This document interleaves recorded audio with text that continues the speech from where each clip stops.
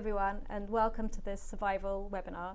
I'm sorry that we started a few minutes late, but we have 5 different speakers from 5 different countries joining us, so I think it's not that surprising. So today we're going to be talking about the horrors perpetrated against Indigenous peoples and local communities in the name of conservation, and why it's so vital to decolonize conservation. And we're also going to be looking ahead to why 2023 is going to be such a critical year. Thank you everyone for joining us today on all the different platforms that this is being live streamed on. That includes TikTok, Instagram, Facebook, YouTube and Twitter. And many thanks to Groovy Gecko for making this possible. My name's Sophie Grig, I'm a campaigner at Survival International, and I work on both our Decolonize conservation and our Uncontacted Tribes campaigns. During this webinar, we're going to be looking at what's wrong with conservation in its dominant form, the colonial fortress conservation model, and at some of the conservation challenges that are coming up in 2023. So why is 2023 a critical year? Of course, every year is critical for Indigenous peoples and local communities who've been evicted from their lands and who are still facing threats from violence, from rangers and guards abusing their rights. And we'll hear more about the impact of conservation on the Maasai and other Indigenous peoples during this webinar. But 2023 is going to be critical because the 30 by 30 plan, the plan to protect 30% or to turn 30% of the planet into protected areas by 2030, was approved in December at COP15, albeit with language that's supposed to protect Indigenous people's rights. But we've seen time and again how that language is already incorporated in some policies, but conservation abuses continue anyway.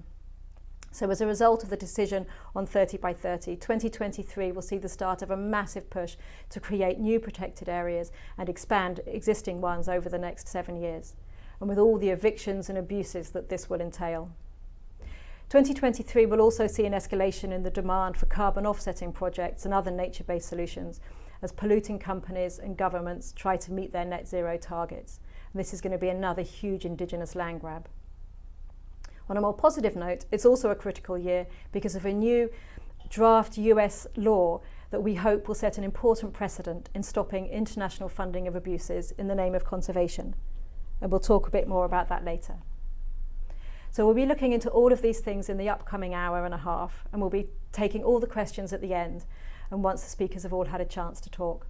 So if you have questions and comments, please write them in the chat box or in the comment section in whatever platform you're watching this on, and we'll try and get through as many of them as possible. And if you want to be kept up to date with Survival's campaigns and to find out what's happening and how you can take action to support Indigenous peoples, you can subscribe to our emails. And the link to subscribe is pinned in the comment section where you are. So we're very happy to have 4 fantastic speakers joining us for the webinar today. We have Mordecai Ogada, Yannick Ndoinyo, Fiore Longo and Abdourahamane Ly. Mordecai is a carnivore ecologist and conservation scholar from Kenya who's been involved in conservation policy and practice in Kenya and other parts of Africa for almost 2 decades. In recent years, he's been exposing the policy problems and prejudices that underpin conservation, particularly in the Global South. These issues form the central theme of The Big Conservation Lie, a book he co-authored with John Mbaria, and I urge you to read it. It's a fantastic expose of what happens in colonial conservation, and it's available on Survival's website. Mordecai also consults for Survival International on the impact of conservation practice on the lives and rights of Indigenous peoples, particularly in Africa. Yannick Ndoinyo is a Maasai activist and campaigner for Maasai rights in northern Tanzania. He's the managing director of Traditional Ecosystems Survival Tanzania, and he has extensive experience in the conservation sector, including as a project officer for the German Frankfurt Zoological Society. He also has an MSc in Biodiversity, Conservation and Management from Oxford University, so he has a lot of experience of conservation from both ends.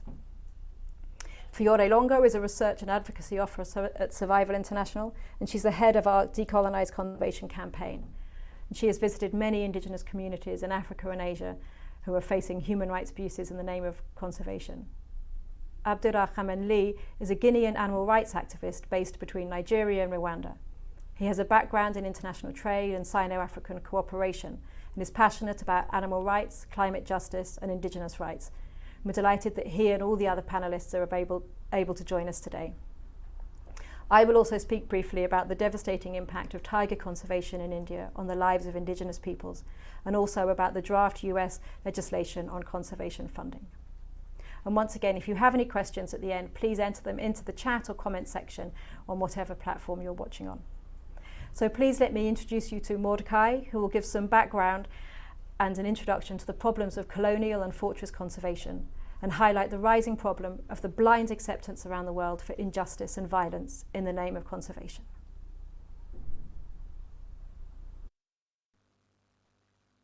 Thank you very much, Sophie, and thanks everyone who joined us. What we are facing today is the creation of a bogeyman out of a crisis that's very real. The current global climate and biodiversity crisis is real, and its importance cannot be possibly be overstated. But we have to always remember the origins, because the origins of this crisis is a few centuries of capitalist extraction, exploitation, and consumption patterns. That's what has depleted our natural resources. That's what has polluted our environment. That's what has resulted in the high levels of emissions and greenhouse gases, etc., that are causing climate change, global warming, whatever term you choose to refer to it by. However, this crisis has now been used as to create a bogeyman, vilifying and criminalizing the populations who live with the natural resources in the areas of the world where they're still intact. These are the so-called mega diverse areas, conservation areas, the ecosystems we all admire so much: the Congo Basin, East African rangelands, the Amazon, etc., etc., including the seascapes. But we have now reached a stage where we are deciding as a global community that we all want to own those areas and take ownership of them from the custodians who them since memorial. And this requires money and requires violence. Now, when we're talking about decolonizing conservation, we talk about the origins of current conservation structures in colonialism. And we must read our history and remember that colonialism was not a political initiative. It was a capitalist initiative. People left certain countries to explore the world and look for other places because they needed resources. They didn't need to just travel. They wanted resources including timber, ivory, minerals, jewels, gold, etc., etc. And this is what drove colonialism. So the precursors to the government colonial offices were trading companies. Like in East Africa, we had the Imperial British East Africa Company, etc.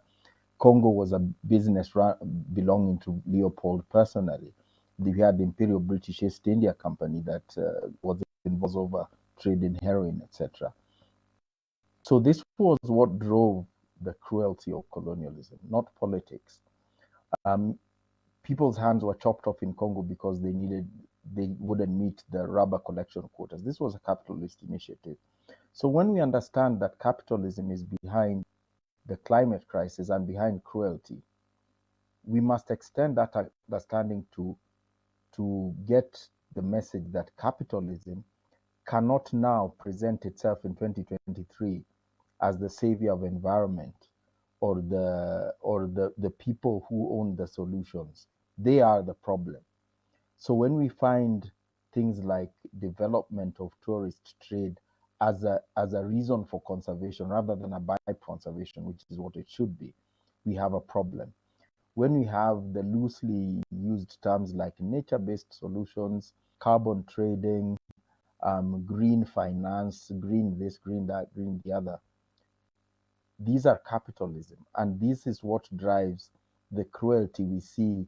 Tourism and carbon trade, etc., is the cruelty that we witness whether in northern Tanzania, whether in northern Kenya, in Central Africa, and in the Amazon, so many other places around the world. It's driven by capitalism. The crisis we face right now is that conservation interests have become slaves to their capitalist financial backers, because conservation has become a business. And we have actually created what are money laundering methods like carbon trade and carbon finance and all that. These are money laundering methods because it's money changing hands without products going in the other direction. And it's enriched, become a very lucrative, untaxed business that has enriched many people around the world. It has to be defended using violence. So as we go into the 30 by 30 era, when we want to have 30% of the world in protected areas, one of the things we have to look at is the definition of protected areas. We can't do it with the current definition we are using. The COP15 meeting in Canada brought in all sorts of language, but even the country that hosted it is still dealing with terrible atrocities against the indigenous populations. So countries, at the very least level, continents must look at their own objectives, aspirations, and targets. We cannot have anything that fits the whole world, because those of us who still have biodiversity cannot be held to the standards set those who destroyed all of theirs. This invariably leads to violence and a new form of colonialism. The UN and global bodies are very well equipped to deal with cruelty and violations by nations, but the UN is not equipped to deal with cruelty and rights violations by non-state actors like NGOs. So the citizens, the countries individually must wake up and keep a close eye on what's going on, so that we keep the welfare of our people intact, keep their rights respected, and let them continue with their livelihoods that have protected our biodiversity for so many years. It is no longer a climatic issue. It is not a biological issue, a chemical issue.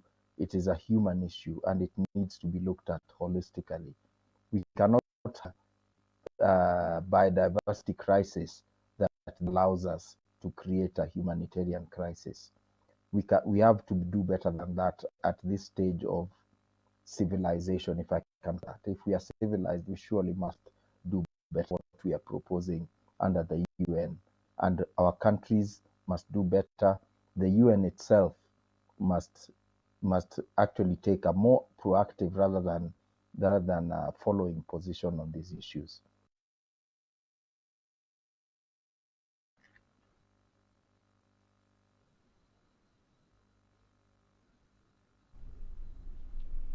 Thanks so much, Mordecai. That's so many important points there.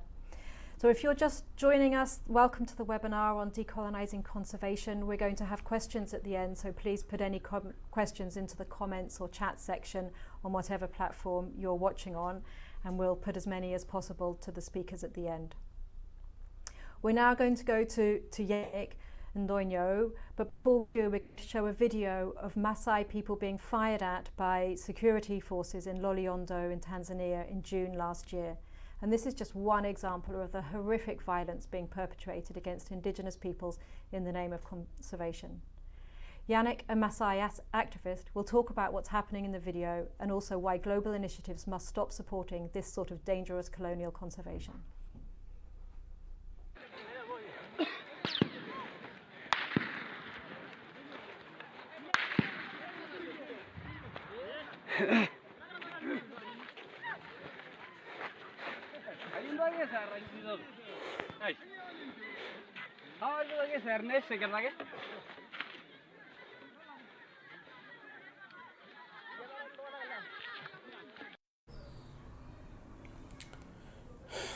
Thank you very much, Sophie, and everyone for joining and for following this conversation.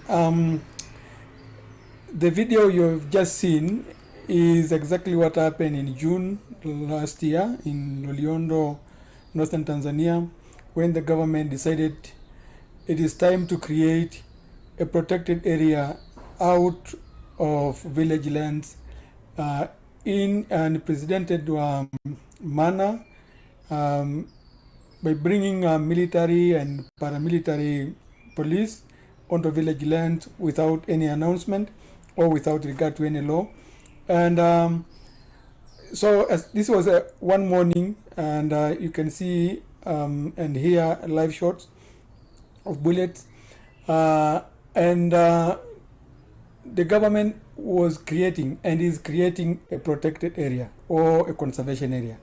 And like what Sophie said, and Mordecai, this is just one example of many incidences like this, where governments and states create protected areas out of violence. And there's no any understanding or common ground created between peoples or communities and the government when conservation areas or protected areas are created out of their lands. So what happened in the video after the invasion of the state troops? The people are evicted, and the rangers and the police are kept over guard over that land, and no access is no longer permitted for either grazing or for whatever reason the community wants on the land. And this is completely wrong, because indigenous peoples and local communities have for centuries occupied and utilized this land for cultural reasons and also for economic reasons. And to take land away just like that for any reason, conservation wise or otherwise, is unacceptable. And so what is happening right now, for example, people are forced to become poor, people are forced to become refugees, and conservation itself is not happening. It is rather tourism, and there's a confusion between if it is whether conservation is an objective or it is tourism. And this is all colonial. The mentality, the attitude, and the approach is all colonial, because the indigenous communities, local peoples, know better how to protect and take care of the land naturally and traditionally. And colonial education, colonial motives are imposed to create protected areas so that capitalism can get opportunities to flourish, tourism can get an opportunity to be practiced, and it has nothing to do with conservation. And for me, the perpetuation of this kind of conservation in the long run is going to collapse, is not going to be able to serve any sustainable aims that people in the world wish for. And it is time that, because creating a conservation area through military means you have not created enough sense, enough understanding, enough common ground between the occupiers of the land and the governments. And in the long run, because that is going to collapse, it's going to serve any purpose. And it is time to stop going to the COP conferences and go and come down and speak to the people, so that both of you can be able to learn from each other. For example, the education that is being provided to the people or to the administrators, the managers of conservation areas, is completely contrary to what traditional conservation is all about. They feel that nature should be without people, but there's no nature without people. And the people who better can explain that better are local communities and indigenous peoples. And this colonial kind of conservation, which is being funded by conservation organizations, bilateral governments, cannot be done elsewhere except only in the developing countries, which is completely wrong, because it is taking hostage of the powerlessness of these countries and these governments, and it is time this should stop. And so, from that example in Loliondo, which is a picture of almost everywhere where conservation or protection of these areas is taking place, The people have been made poor, refugees, and the government must stop receiving pressure from conservation organizations. Likewise, conservation organizations and governments must stop pressurizing governments to do this kind of conservation or protection. They must stop funding more deprivation or more land theft, because it is wrong, it is inhuman, and it violates rights, both human and economical rights of people. And anybody with influence listening to this, please send this message. It's time these atrocities stop. They are not helping anyone except capitalism. And as Mordecai said about carbon trading, which is all wrong, or 30 by 30, which no one knows. The people that will be affected do not know what 30 by 30 mean, or the government or the states that have passed that one have not communicated that kind of message to the local peoples, to indigenous communities that will eventually be affected by this decision. So it is time a refresher is made to rethink conservation and not protectionism as we go into this year 2023 and even in the future. Thank you. Thanks so much, Yannick. I think that's absolutely right, and as you say, tourism is so intricately bound up with this. People are constantly being evicted and thrown off their land, but tourists are continuing to being welcomed in. If you want to get involved in survival's campaigns and to be kept informed about what's happening in the name of conservation, including with the Maasai, and how you can take action in support of Indigenous peoples, you can subscribe to our emails. That's the best way of making sure that you're kept up to date with everything that's going on. So please click the link to subscribe, which is pinned in the comments section. So we're now going to go to Fiore Longo, who's going to talk about 30 by 30 and the dangers of nature-based solutions, including carbon credits. She's also going to explain why 2023 is a critical year for Indigenous rights in conservation and climate change. Thanks, Fiore. Hello, and hello to everyone there. Well, first of all, I want to, I would like to say something about why, not just because why this is an important year, but why we should care about what I'm going to explain you. We all know already, because as Sophie told it, that 2023 is a critical year because the attack on Indigenous people's lands and rights is going to be dramatic. But why we should care about it? And I think that it's very important to keep in mind that this attack that is going to happen in the name of conservation is going to be supported and funded with our money, the money of our governments here in Europe. I am living in Europe. The money of our conservation organizations that have the headquarters in Europe, in the United States, for example, WWF and others. It's going to be supported by the money of the corporations here in Europe that want to compensate their emissions, as I'm going to explain. And it's also going to be supported, and it is supported right now and nourished by the imaginary that here in the Western world we have about conservation.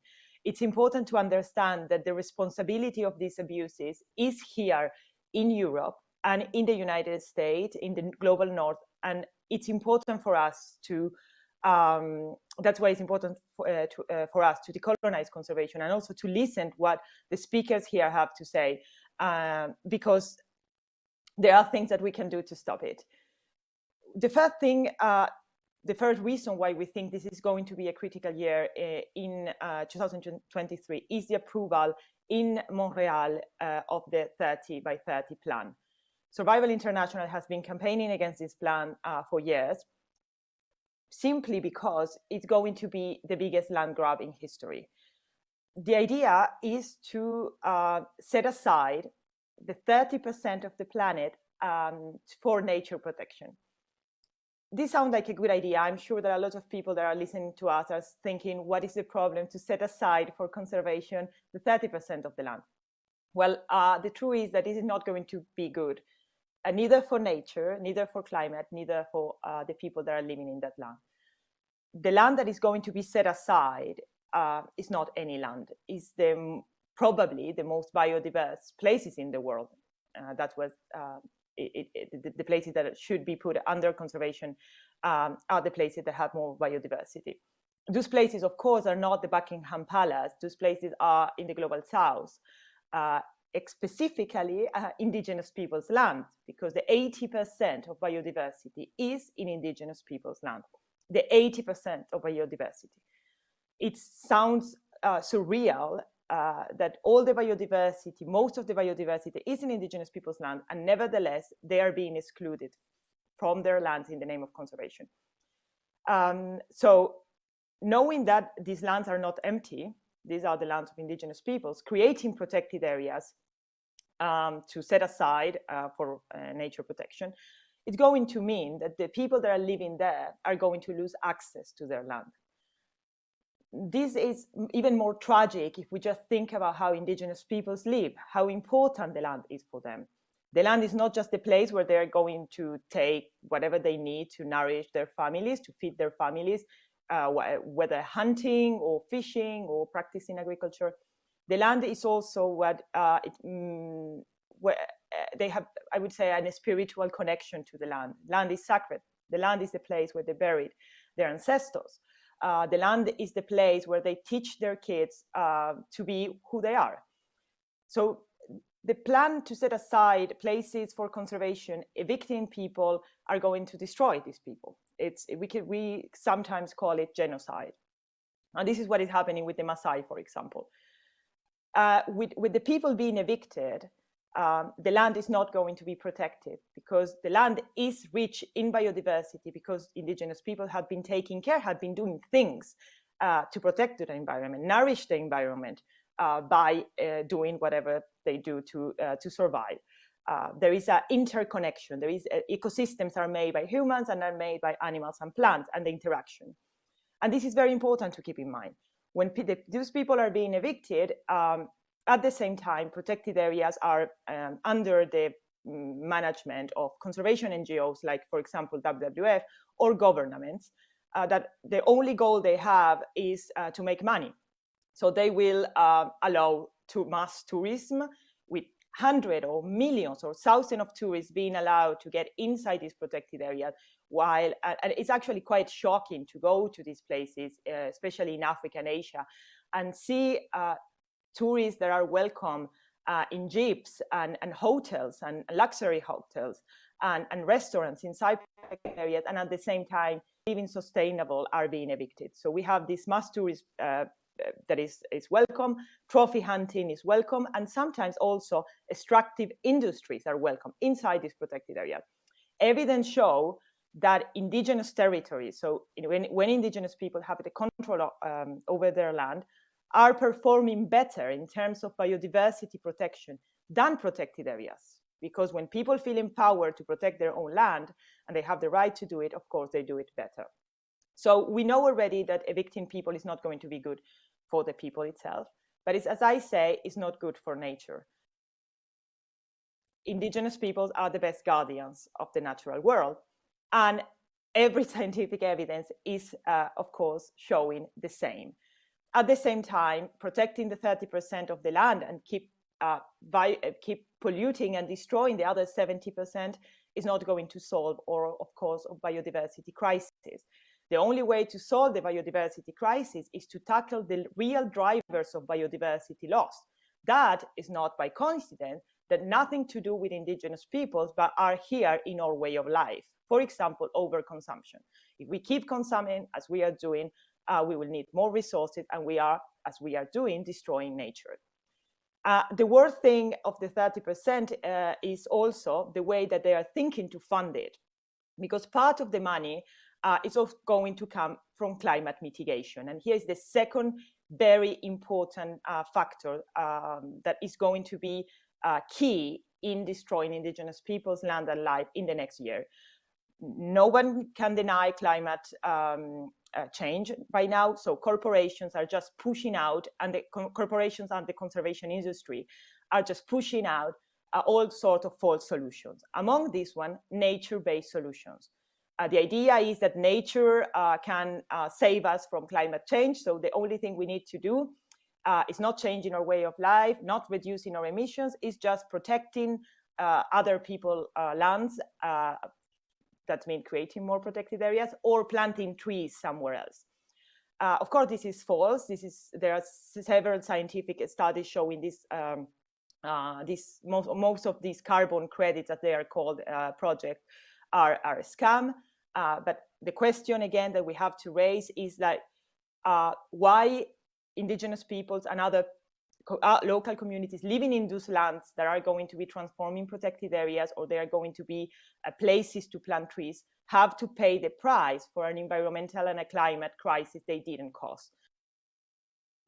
As survival, what we are trying to do is to place the responsibility where the responsibility should be. It is here, it's our way of life that is destroying indigenous people's land and life, that is destroying our planet. And we are the ones who need to carry that responsibility. Our governments keep pooling money to conservation NGOs, among which WWF, whose CEO is the ex-CEO of, whose president is the former CEO of Coca-Cola. These are the solutions that our governments are proposing, is just giving more money to the same people that cause environmental destruction. It's time to stop this, and it's time to decolonize conservation.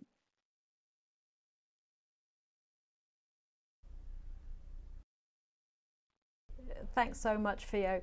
And I think it's really clear what an important year this is going to be, and how important it is that we really take action and don't allow these protected areas under 30 by 30 and the carbon credits to just carry on in the same way they have been, ignoring the rights of indigenous peoples and abusing those peoples and using militarization to drive them off those lands.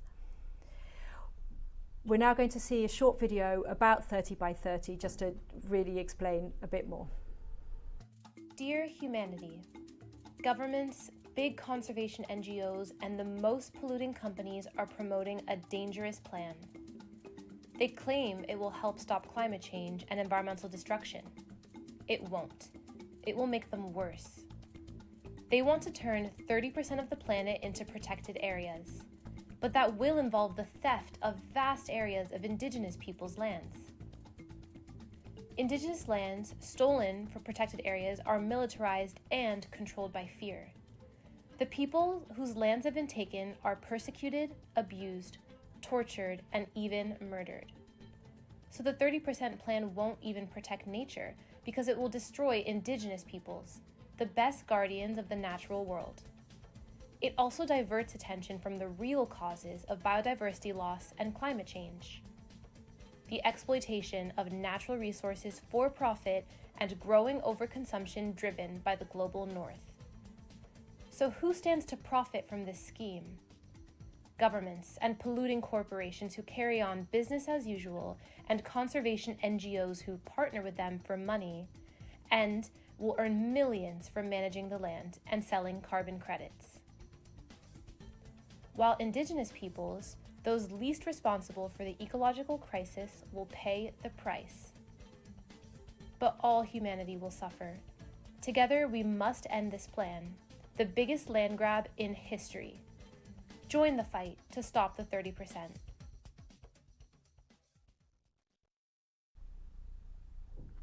Okay, so remember, if you've got any questions, please write them in the comments section or in the chat box, and please do remember to sign up to receive our emails so you can find out about more webinars, more actions, how you can help campaign against the things that are abusing the rights of indigenous peoples. We're now going to hear from Abdourahamane, who's going to talk about fortress conservation, colonial conservation, and how this won't help us solve the climate crisis. Hi, everyone. I'm really happy to be talking with you today. I would like to thank Survival International for inviting me to speak. And I'm really happy to hear the interesting talks given by the other speakers. So we have already heard from the other speakers some of the ways in which colonial ideas manifest today and how colonialism shows up in conservation, particularly in things like forest conservation. I would like to continue this theme, but also look at climate change and the biodiversity crisis and suggest that it is only through decolonizing the conservation and environmental movement that we'll ever be able to tackle them. Colonization is now only just being recognized as a cause of climate change and biodiversity loss in mainstream environmental cycles. Even though indigenous people have been fighting for the recognition for a long time, we are now seeing that former colonies of European powers are now experiencing the worst of climate chaos, despite contributing very little to global emissions. So just to add a bit of background to how colonial ideas about land and the environment impact us today. Colonial violence resulted in the displacement and marginalization of local communities in favor of Europeans who now view themselves as the rightful owners of the land. And colonial ideas about land and property ownership became central to European imperialism. This is the belief that in order to own land, it must be made profitable. So it's all about the profit. As indigenous people did not hold these views, Europeans believed they were not entitled to the land. We can see this extractive model as the primary driver of climate change that continues today. The tragedies of colonialism are well documented, but the destruction of indigenous tradition resulted direct loss of sustainable land management. Colonization impact on the environment and wildlife on the continent was very tragic. The most obvious example of this is the massive decline in elephant population who, despite having been hunted prior to colonization in very small numbers, they were reduced from between 3 to 5 million to around 400,000 at time of independence. We also see this in places like the Congo, where the Belgian desire for rubber resulted in millions of deaths during colonialism. Humans and animals alike were both exploited and murdered in the pursuit of profit under the imperial mission. The practice of exploiting land and wildlife and then conserving the land was central to European understanding of conservation. Species were pushed to extinction due to European hunting habits. This model of plunder and then attempt to save what is left is still seen on the continent, along with the mentality that something can only be worth protecting if they hold a monetary value. If you think of the debate about farming rhinos for their horns as an example, forest conservation is a primary example of how colonial ideas manifest now in conservation, but we also see this in the debate about hunting. While subsistence hunting is now rebranded as poaching, hunting by Europeans and Americans is branded conservation. Trophy hunting or hunting iconic species for sport in exchange for money is branded as useful to conservation, a way to manage numbers. But the distinction between the poacher and the hunter is one based almost exclusively on skin color. Socioeconomic reasons for poaching are ignored, and the historic displacement of indigenous communities in favor of conservation are dismissed as a potential cause of hostility. This distinction is having an extremely negative impact on communities who are subjected to military tactics in order to protect these animals from poaching, while shooting them for sport is protected as a form of conservation. I will summarize by saying that research shows that areas managed by indigenous population results in a slow rate of biodiversity loss. Therefore, the restoration of indigenous land management and not their displacement in favor of forest conservation and green militarization is central to the fight to protect wildlife and the environment. A colonial conservation model hurts indigenous people, but it also hurts biodiversity, the species we are hoping to protect, and the environmental movement. Conservation in Africa has a dark history as a colonial tool for land grabbing and resource extraction, and only through acknowledging this and moving away from ineffective colonial ideals will you be able to restore biodiversity and tackle climate chaos.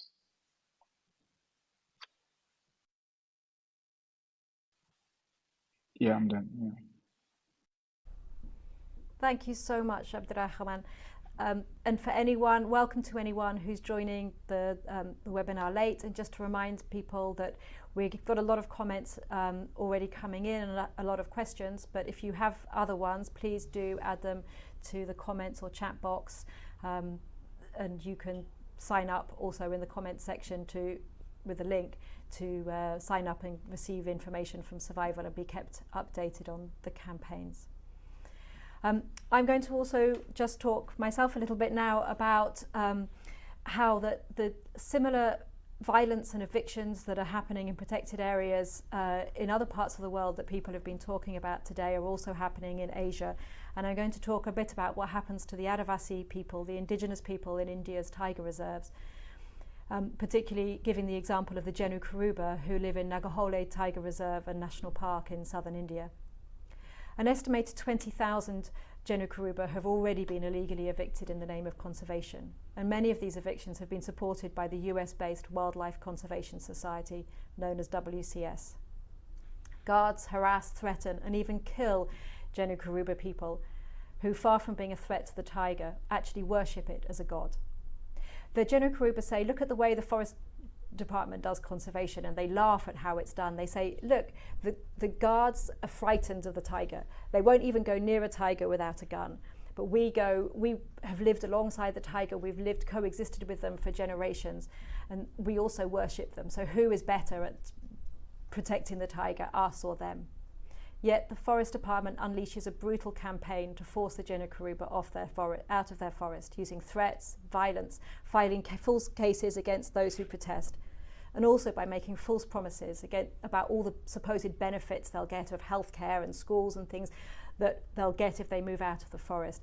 But these promises rarely, if ever, materialize. And we're going to show a video of a Jenu Kuruba woman talking about how miserable their lives have been since they were evicted from their forest home. ಅಲ್ಲಿ ನಾವು ಖುಷಿಯಾಗಿರ್ತಾ ಇದ್ದೋ ಅಲ್ಲಿ ನಮಗೆ ಈಗ ನೋಡಿ current current ಇಲ್ಲ ಒಂದು ಮನೆ ಕಂದಾಯ ಅದು ಇದು ನಾವು ಏನು ಕಟ್ತಾ ಇಲ್ಲ ಅಲ್ಲಿ. ಈಗ ನಮಗೆ ಅಲ್ಲಿ ಈಜಿಯಾಗಿದ್ದು ಇಲ್ಲಿ ಬಂದು ಈಗ ತುಂಬ ಕಷ್ಟ ನಮಗೆ. ಈಗ ಪ್ರತಿ ಒಂದು ದುಡ್ಡಲ್ಲೇ ಆಗಬೇಕು. ನಾವು ಏನು ಮಾಡೋದು ಅಷ್ಟೇ. ಅಲ್ಲಿ ಕರೆಂಟ್ ಏನಿಲ್ಲ. ನಮ್ಮ ಕಾಡು ಒಳಗಡೆ ಬೆಂಕಿ ಆಯಿತು, ನಾವಾಯಿತು ಅಷ್ಟೇ. ಅದರಲ್ಲಿ ಚೆನ್ನಾಗಿದ್ದು ಅಂದರೆ ಇದರಲ್ಲಿ ಹಂಗೆಲ್ಲ ನನಗೆ ಈಗ ತುಂಬ ಕಷ್ಟ. ನಮಗೆ ಇಲ್ಲಿ ಬಂದು ನಮಗೆ ತುಂಬ ಕಷ್ಟ. ಅಲ್ಲಿರೋದಿಗೆ ನಮ್ಗೆ ಕಷ್ಟ ಇತ್ತಿಲ್ಲ. ಏನು ನಮಗೆ ಯಾರು ಬಂದು ಕೇಳೋರಿಲ್ಲ, ಮಾಡೋರಿಲ್ಲ. ನಾವು ಹೆಂಗೆ ಇದ್ದೋ ಹಂಗೆ ಖುಷಿಯಾಗಿದ್ದೋ ನಾವಲ್ಲಿ. ಇಲ್ಲಂತ ಗಣಸು ಸಿಗ್ತಾರೆ ನಮಗೆ. ಈ ಇದರಲ್ಲಿ ತಂದು ಈಗ ಈ ಥರ ಮಾಡಿದ್ದಾರೆ ನಮ್ಮನ್ನ ಫಾರೆಸ್ಟವರು. ಒಳ್ಳೆ ಜಾಗ ಕೊಡ್ತೀವಿ, ಒಳ್ಳೆ ಮನೆ ಕೊಡ್ತೀವಿ ಅಂತೆಲ್ಲ ಹೇಳಿ ನಮ್ಮನ್ನ ಇದು ಮಾಡಿದ್ರು. ನಿಜ ಹೇಳ್ಬೇಕು ತಾನೆ, ನಾವು ಸುಳ್ಳುಗಳು ಹೇಳ್ಬಾರ್ದು. ಲಾಸ್ಟಿಗೆ ನಾವು ಚಿಕ್ಕಾಕೊಡ್ಬಿಡ್ತೀವಿ ಇದರಲ್ಲಿ ಮಾತಾಡಿ. ಅದಕ್ಕೆ ನಾವು ಸುಳ್ಳು ಹೇಳೋ ಇದೇ ಇಲ್ಲ. ಕಾಡಲ್ಲಿರೋರಿಗೆ ಅವ್ರಿಗೇನು ನಾವು ಹೇಳಬೇಕು, ನಾವು ಈಗ ಇಷ್ಟು ಇದರಲ್ಲಿ ಇದ್ದೀವಿ, ಪರಿಸ್ಥಿತಿಯಲ್ಲಿ ಇದ್ದೀವಿ, ನೀವು ಅದಾಗಿ ಬರಬೇಡ, ಅವ್ರ ಮಾತು ಕಟ್ಕೊಂಡು ಬರಬೇಡ, ನೀವು ಅದರಲ್ಲಿ ನನಗೆ ತುಂಬ ಕಷ್ಟದಲ್ಲಿ ಇವಾಗ ಇದ್ದೇವೆ ನಾವು. ಅದನ್ನು ಯಾರು ಬಂದು ಏನು ಎತ್ತ ಕೇಳೋರು ಯಾರೂ ಇಲ್ಲ. ಅದು ಈಗ ನೀವು ಬಂದು ನಮಗೆಲ್ಲ ತಿಳಿಸಿದ್ದು ಅಷ್ಟಿಗೆ ನನ್ನ ಮಾತೆ.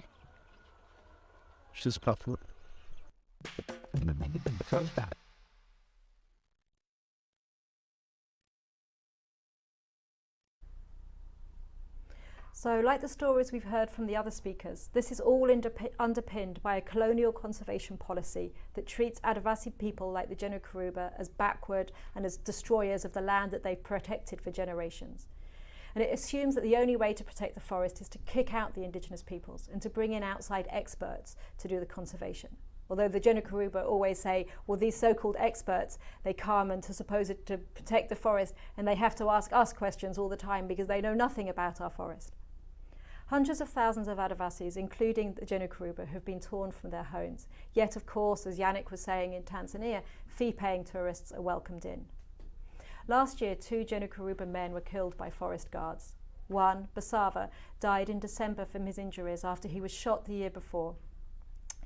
He said that he was attacked because he defended his sister after she was being harassed by guards. Another, Kariappa, who died after being beaten and tortured by guards while he was being questioned for hunting deer meat. The guards came to his family before he was arrested and said, if you don't tell us where he is, we're going to burn down your houses. These are the sort of abuses the Genu Karuba and Adivasis across India and indigenous peoples across protected areas are facing. The Genu Karuba who've been evicted in the past but now want to go back to their forests because now they have a better understanding of their rights and they know that actually the eviction was illegal, and often they're not even told that they're allowed to stay, that they have a choice to stay, they're just told you have to go. So now when they are trying to return, they are harassed and beaten. They're not even allowed to go back into the forest to worship their deities or to bury their dead. But the Genu Karuba are incredibly strong and inspiring, and they're demanding their rights to stay in their forest and for those who've been evicted to be allowed to return. They're holding protests on their land, they're going to meetings in Bangalore, the nearest big city, where WWF are supporting a meeting to just protest against the whole colonial model of conservation. And they're also challenging the very creation of the tiger reserve on their land because it happened without their consent. They also wrote to the US government because the US Fish and Wildlife Service was given a grant to WCS to help facilitate so-called voluntary relocations in southern India. And the Genu Karuba made it clear to the US government in their letter that they would never leave their forest, and that this grant was aiding and abetting the government and WCS's plans to evict us from our forests.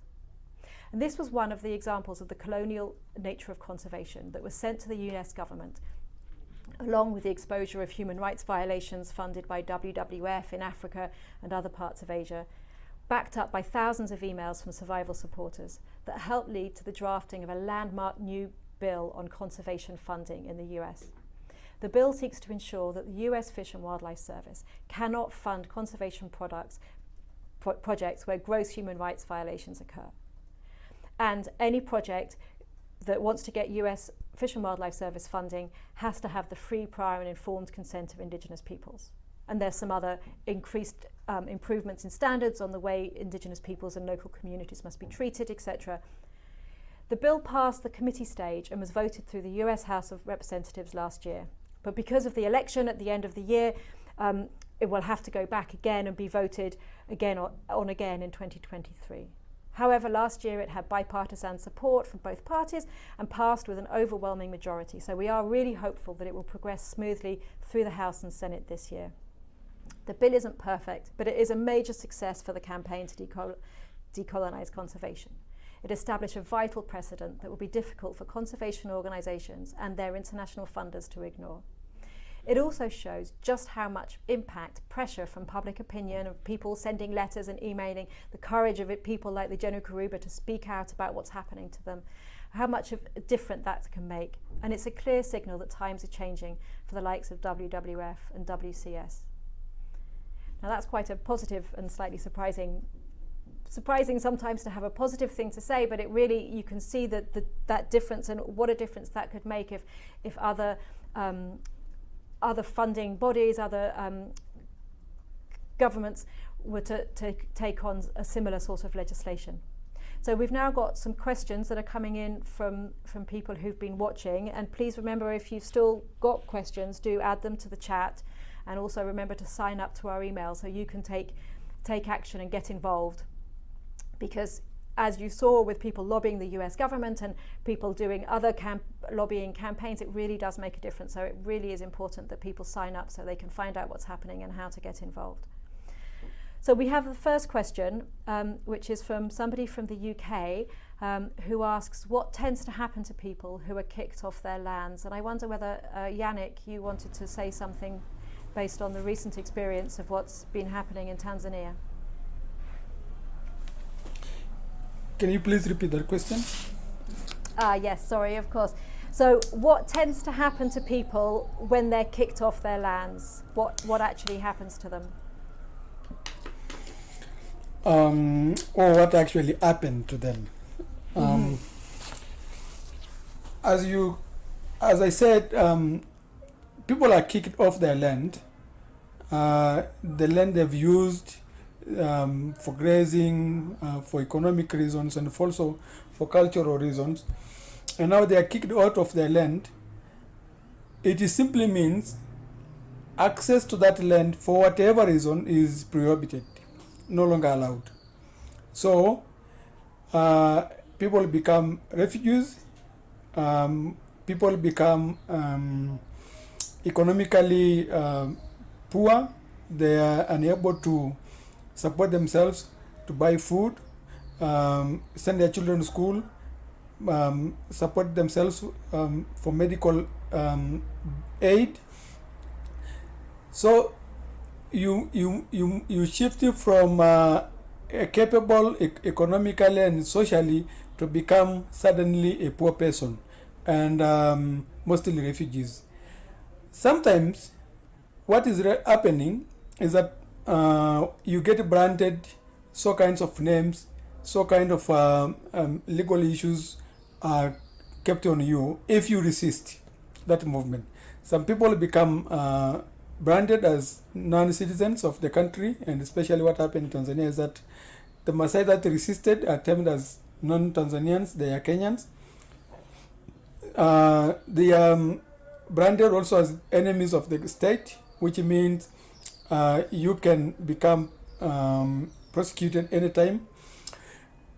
But what actually happened in Loliondo during the eviction, about 24 leaders and people, ordinary citizens, were arrested, detained for 6 months for illegal charges. 72 were arrested and detained for branded being non-Tanzanians. And if you maintain access to that area, whatever property you have, being livestock or any other kind of property, they are captured and confiscated by the state. And so, like for example, already about 3,000 cows have been confiscated, sold by the state, and suddenly those people have become completely poor. So this is what is happening. A lot of branding, illegal, and forced displacement and arrests, and some people become completely refugees. Like what's happening, most people went to Kenya as refugees, and just a few returned. Okay, thank you very much. Does anybody else want to add anything? Theo, do you want to add anything about maybe the more long-term effects as well of people who've been away from their lands for a longer time? Yes. What actually happened with the people when they're evicted is that they lose everything that has a meaning for them. It's the same thing that would happen to us if we are evicted from our house, or from the place where we find meaning. And I have visited several communities in India, for example. Sophie was talking about tiger reserves, which is also another very dramatic example of fortress conservation. And usually in India, sometimes they're just evicted. Some other times they are offer money to leave. And the very, very sad thing is that most of the indigenous people that are being evicted, well, they don't know a lot about market prices. So they have this money that is very little, is nothing, and then they are being cheated when they go to the outside the forest to buy land, and they end up buying land that actually is not fertile and they can't grow anything. And they are put inside these houses. Sometimes they are given money, sometimes they are put in what they are called resettled villages, which is also what happened to the Maasai in another area called Gorongoro, where they are pushed out and offered to go to these resettled sites that are horrible. The houses are in concrete, where indigenous houses usually are not in concrete, because of course otherwise will be very hot. They are without any kind of social services. They don't have schools, they don't have hospitals, they don't have clinics, or whatever else they need to live their life, and are just there in these places where they can't feed their families because they don't have the land is not good. They can't access to the forest anymore, for example, for the medicinal plants or for other food. So most of the cases, they are starving. I have seen people that were dying because they didn't have food. Some other cases, they have to work for money, which is also sometimes a new thing for them, sometimes not, but sometimes a new thing. So they end up working in, for example, in Congo happen a lot with the baka. They end up working for other people in the farms, and then they are paid with alcohol. So what we are actually seeing is a completely destruction of them as people, which is of course extremely dramatic. This is what happened when the people are pushed out, in my experience. Thank you, Fiore. So we have another question. Somebody's asking, and I think Mordecai maybe will go to you first on this. Evictions, they say evictions are the most obvious form of colonial conservation, but can you also talk a little about the dangers of so-called community-led conservation and how this can mask actual colonial conservation? Yes, Sophie. As you said, evictions are the most overtly visible impact, but the cultural impacts are huge. It's detachment, as few alluded to. It's detachment from ancestral lands, detachment from sacred lands that lands that are sacred to them, and identity as well. And the long-term economic impact it's like economic genocide or disenfranchisement, because pastoralism, if I talk about pastoralism, it's not just a lifestyle, it's a production system, it's a livelihood. When this is changed and they're put into a situation where they're now serving the cause of maybe some tourism project, they're serving a tourism investor. Tourism, they move instantly from resilience and self-sufficiency to servitude. And why it's called tourism is probably the worst business one could get into, because it's subject to so many factors. Like those who are dependent on tourism have suffered terribly during the COVID pandemic lockdown.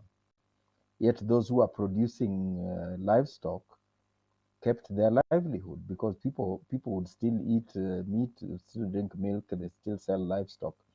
But tourism died regardless of how well you are running your business. But this is not a mistake. This is intentional. People who are self-sufficient economically are not easy to control. They need to impoverish people in order to make them controllable and create servitude. The servitude cannot survive with pastoralism. So this is why all over Africa and other parts of the world, conservation interests are deliberately trying to destroy pastoralism. And this is something that flies under the radar, and this is what our human rights bodies, a lot of activist groups, etc., and survival are finding it very difficult, because they're not researching it in fine enough detail. But the long-term effects of this will be catastrophic, especially in areas like northern Kenya, where there's a proliferation of small arms. When you end up with people who are disenfranchised, poor, and have nothing except a gun, it will go bad. It's not a matter of if, but when.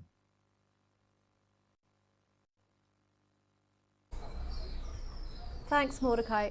And could you also say just a few words about the sort of when colonial conservation is dressed up as community-led conservation? Would you like to say something about that too?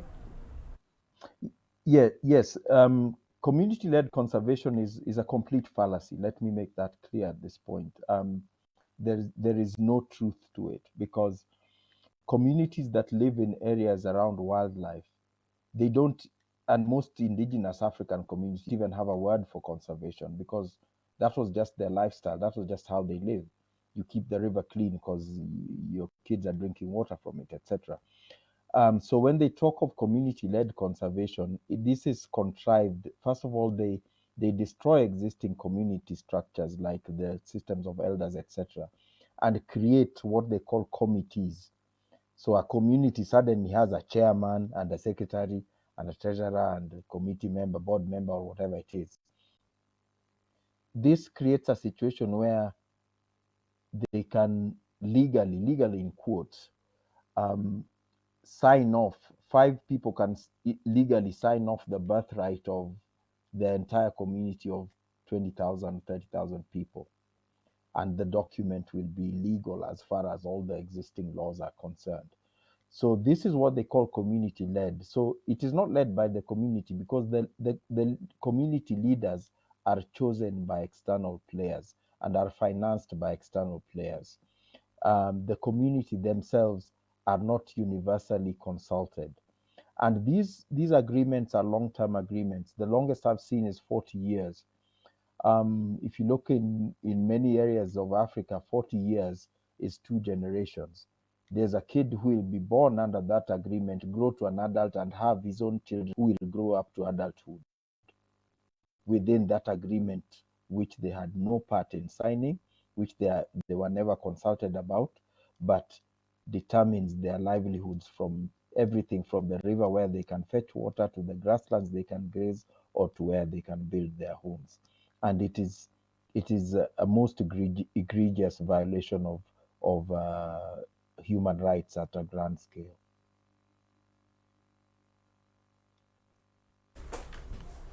Thanks very much, Mordecai. That was really clear.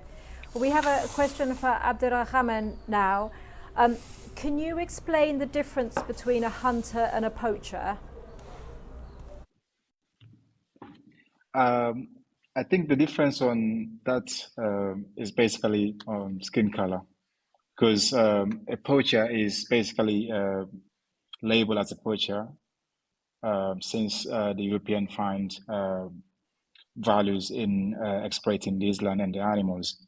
But as an African living in this land, there are many tribes that survive in either herding or like being around animals. But the poachers are defined by external people like Europeans or Americans. But the other side, where the hunter, who is glorified, the conservation movement, which is now accepted by the conservation movement that we see around, is basically doing like what we as African, we don't like engage in something like that. So here we see a poacher or someone who like hunts to survive as a normal person. But in the West now, they're seeing like a hunter who comes to Africa to kill animals is viewed as like someone who is saving conservation. So it's a big problem in this within the conservation movement, I believe. So I hope they will be able to make a difference in this to really like not glorify these hunters that are coming from outside to destroy the animals and our environment, and also try to make it sound like they're helping us. So I hope that will be a better explanation of my understanding of this issue. Thank you. Yes, that was really clear. So we have a question from someone from France. Maybe Fiore, you'd like to answer this one. As a European person, they said, what can we do to act? Are there companies that we should be boycotting or particular messages to circulate? I love when they ask that question. Yes, there is a lot. There is a lot we could do.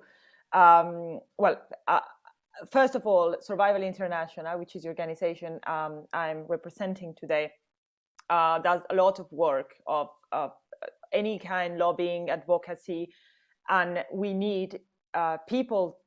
We need to have a lot of supporters in order to make an impact. For example, when the Maasai eviction happened, we alert, of course, all the European governments that are giving money to Tanzania.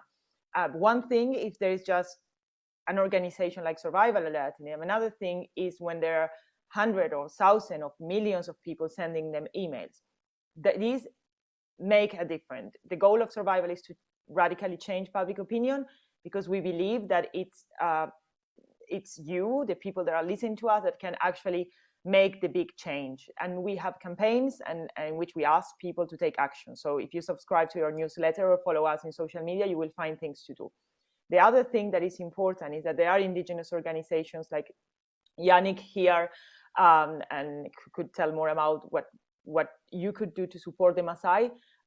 There are indigenous organizations, there are indigenous people that are trying and resisting with all their strength against the attacks of fortress conservation. And Yannick can tell you more about what, for example, you can do to support the Maasai. And the third thing, so there are survival indigenous organizations that I recommend you also to support. But there is also, very importantly, the fact that I was explaining before, that is our money that contribute to our things.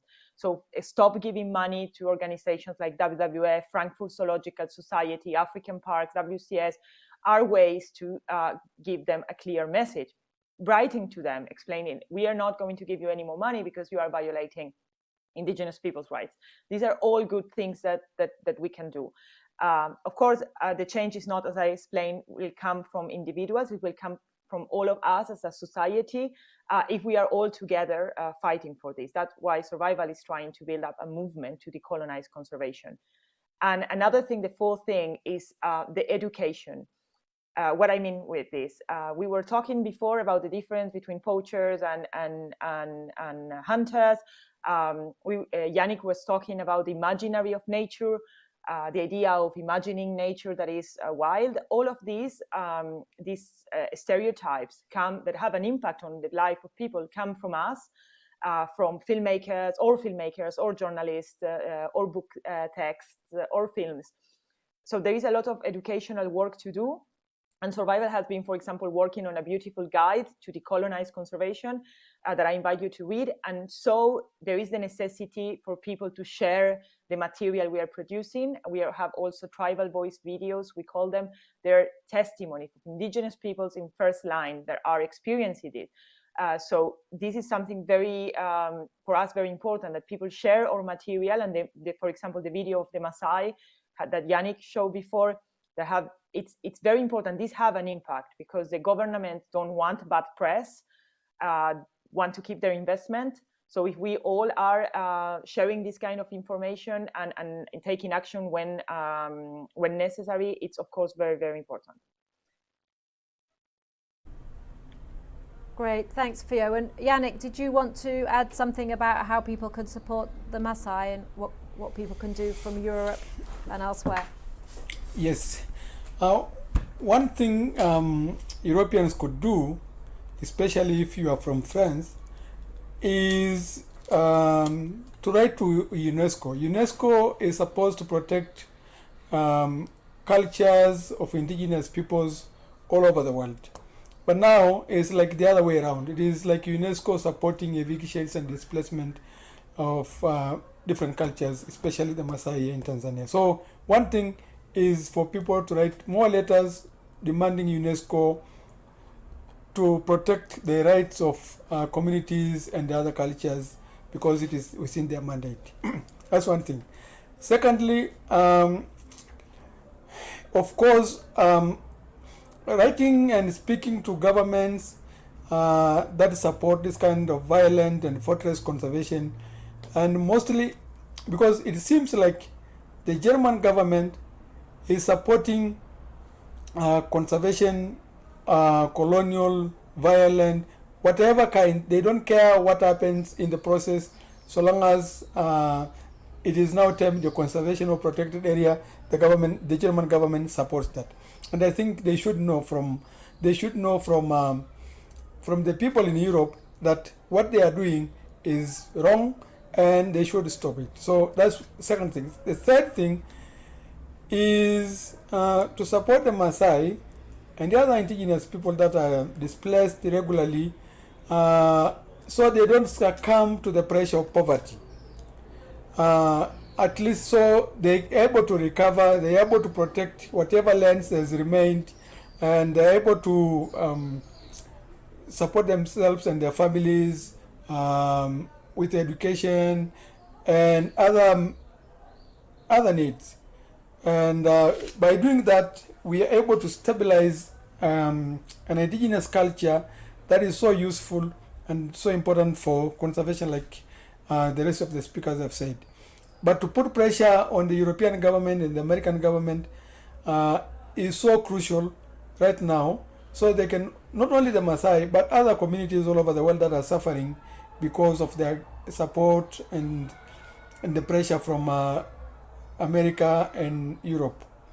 So the pressure from citizens, like what Fiore said, unite and put pressure on those units like UNESCO and the governments to stop their support to very cruel conservation.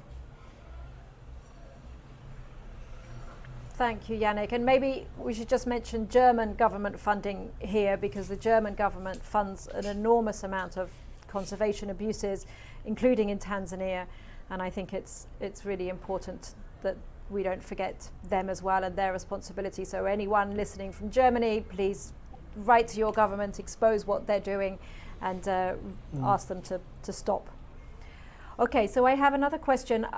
This is I don't know who wants to answer this one, so I shall read it and take volunteers.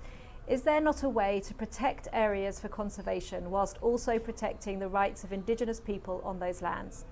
Surely it's not 30 by 30 that's the issue, but how this would be implemented. Who would like to answer this? Maybe Mordecai? I can. Yeah, there is a way by leaving them alone. That is actually a possibility. These places have magnificent biodiversity, ecosystems, production systems, which have existed for thousands of years. Why can't they be left alone? The impetus behind the 30 by 30 is not biodiversity protection. Biodiversity protection is the excuse, but the impetus is capitalism. The need to take ownership of those areas. And the need to take ownership of those areas is what we are describing as colonial conservation or colonial.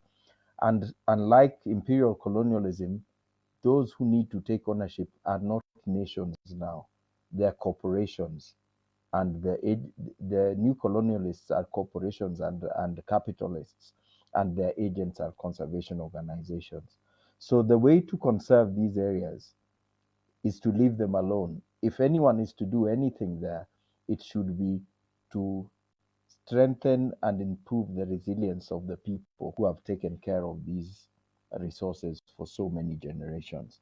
So it's not, that question is very common. People keep saying, what's the alternative? The alternative is to go away and leave it alone. That's the alternative. And we keep to keep tourists, these romantic tourist notions out of the whole discussion. Because I always say, if someone doesn't want to see Maasai people or Maasai livestock, don't come to Kenya or Tanzania. We don't want you here. Because nobody goes to China and says they saw too many Chinese people.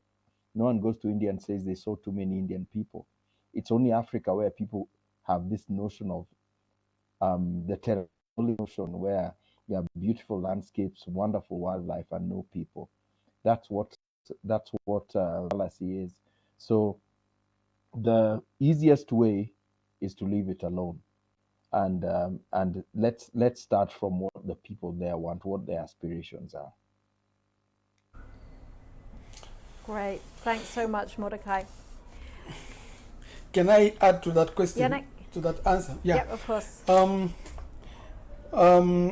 One thing that we must do right now is to remove protection from conservation. That's one thing we must do, because people confuse conservation and protectionism and think by protecting or creating protected areas is conserving, which is completely wrong.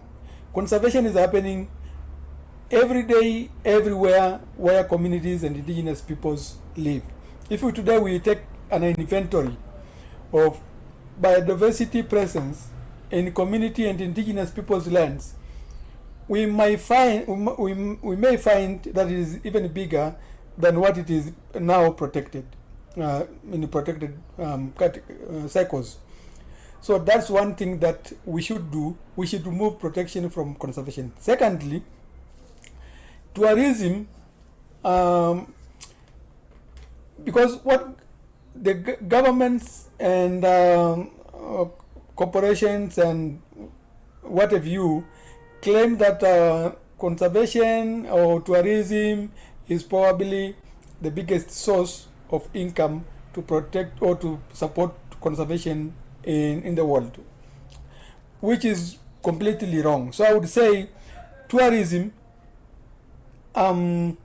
should support or should become as meaningful to communities and indigenous peoples as it is to the government. And the government should allow tourism to move freely and benefit people freely without their interference and without their conditions.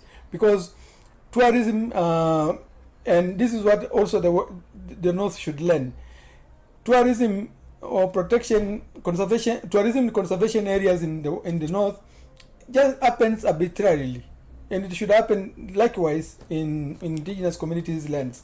So tourism should be allowed to flow freely and benefit people significantly as it does the government. Thank you. Thank you, Mordecai. Does anyone else, Abdourahamane, would you like to add anything? Yeah. Fia, would So, after that. sorry. I think by including indigenous people in the process, because indigenous people are naturally out in trying. That's like their nature. That's the environment they live in. They are naturally supposed to, or they're conscious about what they're supplement. So you can't come and try to do some help out in someone's territory and kick them out of their territory. So in order to really do this, you need to let them lead you, not you coming to lead them in the way. So that's what I think I wanted to add on that. Thanks very much. And Fio, you just wanted to say something too. Yeah, but I'm conscious of time, so don't worry. I think it was exhaustive what they say. Thank you. Okay. So somebody has asked, is there any way to more specifically identify the perpetrators beyond generally terms like governments? Fio, do you want to answer that? Yes, I like this question. Of course, the perpetrators have a name also. So there are two things that differentiated. To differentiate. One thing, of course, is the park rangers. So when we talk about abuses and militarization of conservation, just to explain it very concretely, it means that there are people, park rangers, that protect the protected areas. So they are the guys who are not allowing anyone to get in, and they are shooting or abusing whoever is trying to get in, of course. There is also the police in some cases, with the case of the Maasai. But, and this for me has a but, we don't think in survival that of course they are responsible, the park rangers are responsible of the abuses too, but the entire responsibility shouldn't go on them. They are most of the time people from the local communities that are being paid, and they are told to do this job. The real responsibility goes on the conservation organizations. The conservation organizations, for example, WWF, African Parks, WCS, and I keep repeating this because these are the guys who are really the ones accountable. WWF pays the salary of the rangers, the cars, the fuel for the cars, the phones of the rangers, the trainings, and these rangers are the more and more trained by private companies. Usually in these companies there are ex-special forces or ex-intelligence agents, or even the army, so former army, soldiers. And so these rangers are trained by these companies, and they are also being told in a lot of cases that they are going to get extra money that are called bonus of performance every time they arrest or they confiscate it. They confiscate food or for example, animals or meat of all sorts or whatever cows. So conservation organizations, most of the time with taxpayers' money, so with EU money, USAID money, so money coming from the government agencies, are paying park rangers to arrest people. They're paying the training. They tell the rangers, you have to arrest pastoralists who go inside the Serengeti National Park because this is illegal. So who is the responsibility to? Is the park ranger that arrests the person and commit human rights abuses, or are these organizations who in the first place have stolen the land of indigenous peoples to create a national park or a tiger reserve, and they are paying the rangers, are training them and telling them who is the enemy and who have to be the target? And this is a very important question, because this model of conservation is actually targeting the wrong people. As a UN investigation put it, this kind of conservation is targeting the easiest targets, who are not the ones responsible for the environmental destruction, so the environmental destruction can go on, because WWF paid the rangers to arrest the baka, but at the same time partnered with logging companies that are cutting down the forest. So the people that are accountable for this have names. It's called WWF, Frankfurt Zoological Society, WCS, African Parks. And I could go on with this, but I will stop here. Thank you, Fiore. If I may add, Yep. there, the biggest, those Fiore has named those involved in a lot of atrocities, but in terms of grabbing and acquisition of landscapes and seascapes, the Nature Conservancy stands head and shoulders above the rest.